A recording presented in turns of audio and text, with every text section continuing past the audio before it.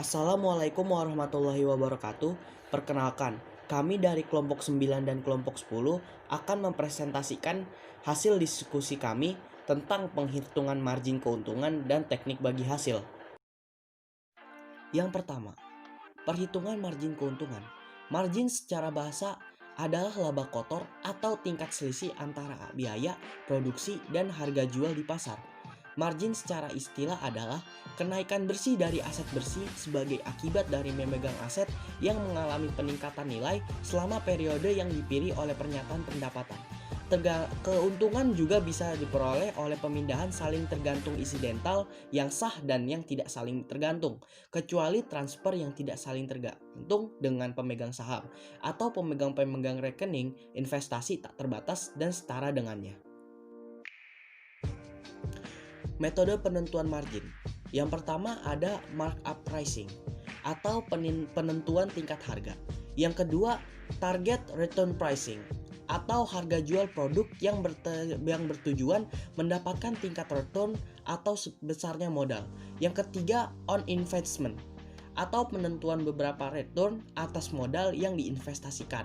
Yang keempat, received value pricing atau penentuan harga dengan tidak menggunakan variabel. Yang terakhir dan yang kelima, value pricing atau kebijakan harga yang kompetitif atas barang yang berkualitas tinggi. Penetapan nilai margin. Fatur Rahman Jamil dalam bukunya yang berjudul Penyelesaian Pembiayaan Bermasalah di Bank Syariah mengatakan bahwa bank melakukan penetapan margin atau keuntungan dari harga jual sejumlah tertentu dengan mempertimbangkan keuntungan yang akan diambil, biaya-biaya yang ditanggung termasuk antisipasi timbulnya kemacetan dan jangka waktu pengembalian.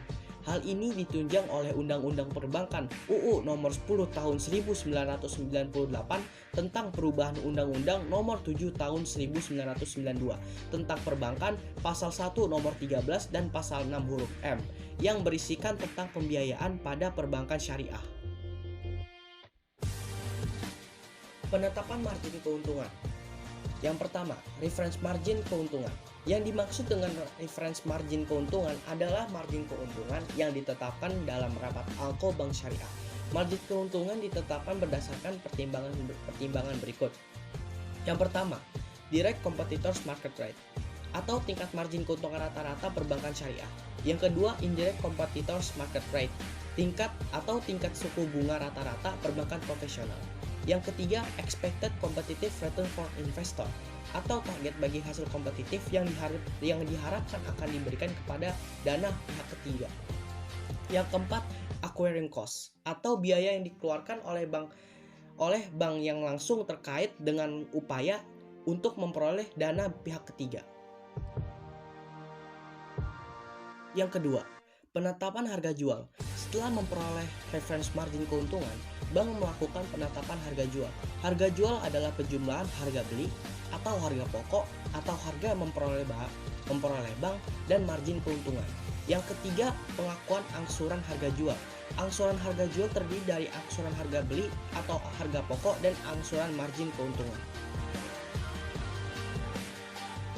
Kita berlanjut pada subtema yang kedua tentang teknik perhitungan bagi hasil dalam perbankan syariah. Berdasarkan Fatwa Dewan Syariah Nasional nomor 15 DSN MUI nomor 11 tahun 2000, ada dua jenis pendekatan dalam penghitungan bagi hasil atau prinsip pembagian hasil usaha, yaitu yang pertama, pendekatan revenue sharing bagi hasil atau pendapatan. Pendekatan tersebut didapat dari pendapat yang didapat sebelum dikurangi dengan biaya-biaya usaha. Yang kedua, pendekatan profit sharing atau bagi laba. Pendekatan ini memiliki pengertian bahwa penghitungan bagi hasil didasarkan pada laba bersih, yaitu pendapatan yang didapat dikurangi dengan biaya usaha dan lain-lain. Mekanisme bagi hasil.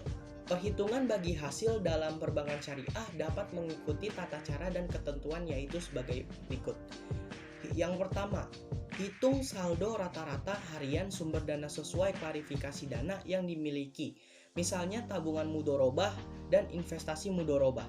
Yang kedua, hitung saldo rata-rata tertimbang sumber dana yang telah tersalurkan ke dalam investasi dan produk-produk aset lainnya. Yang ketiga, hitung total pendapatan yang diterima dengan periode berjalan, misalnya tahun 2003.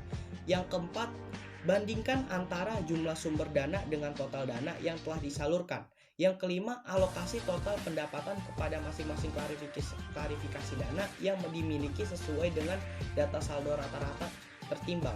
Yang keenam, perhatikan nisbah sesuai kesepakatan tercantum dalam akad. Yang ketujuh dan yang terakhir, distribusikan bagi hasil sesuai nisbah kepada pemilik dana sesuai klarifikasi dana yang dimiliki. Yang selanjutnya, rasio bagi hasil.